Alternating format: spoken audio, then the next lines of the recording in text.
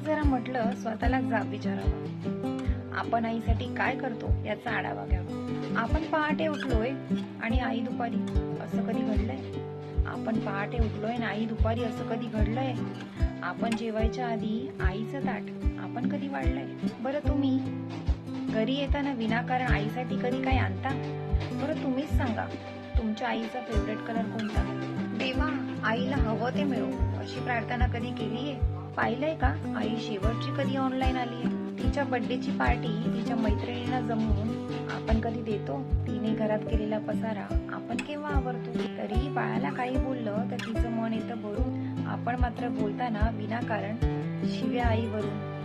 अहो, लक्षात ठेवून ती बाळासाठी सतत हात पसरते. कधी दैवापुढे, कधी देवापुढे, तर कधी नशिबापुढे. लक्षात ठेवून बाळासाठी ती सतत हात पसरते, फक्त स्वतःची मात्र दुपारची बीपीची गोळी विसरते. आईची आई होऊन बाळानो कधीतरी बघा ना, आईची आई होऊन बाळानो कधीतरी बघा ना, तिचा खडतर हात हातात घेऊन एकदा बघा ना. कितीही कर्तृत्व गाजवा तुम्ही, झेप कमी पडते.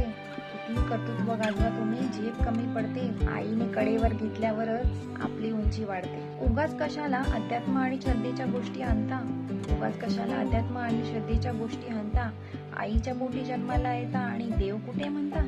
आईला सतत मुलांचा ध्यास आणि त्यांच्याच प्रेमांची धुंदी. बाळाने कधीच गंमत आणली नाही, तरीही आई आनंदी. नको कुणाशी स्पर्धा, नको कुणाचा हेवा, नको कुणाशी स्पर्धा, नको कुणाचा हेवा.